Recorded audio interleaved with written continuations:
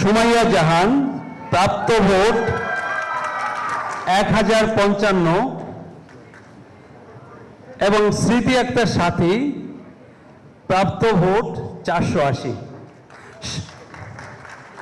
সাধারণ সম্পাদক তাসমেরি জাহান তন্নি 912, রিমি আক্তার 611। সহকারী সাধারণ সম্পাদক মুসাম্মাদ সাবিনা ইয়াসমিন 1005 এবং ইয়াসমিন 482। এবার আমি রাকসুর প্রথম 3টি পদের ফলাফল ঘোষণা করছি। সহ সভাপতি মুস্তাকুর রহমান জাহিদ 972 প্রাপ্ত ভোট, শেখ নূর উদ্দিন আবির 236 ভোট, তাসিন খান 173।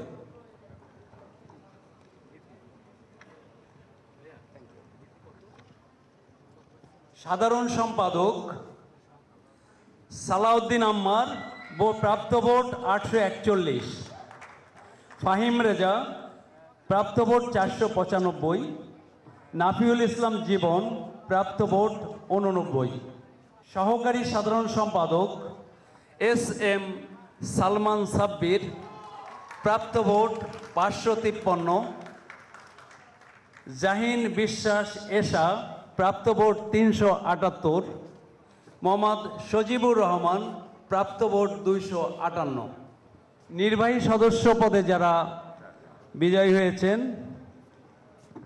মোহাম্মদ দীপ মাহবুব 478, তামান্না আক্তার 459, মোহাম্মদ ইমজিয়াউল হক কামালি 401, মোহাম্মদ হাবিবুর রহমান 361। সিনেটে যারা বেসরকারিভাবে নির্বাচিত হয়েছেন: মোহাম্মদ জুয়েল রানা বেসরকারিভাবে ভোট পেয়েছেন। সিনেটে যারা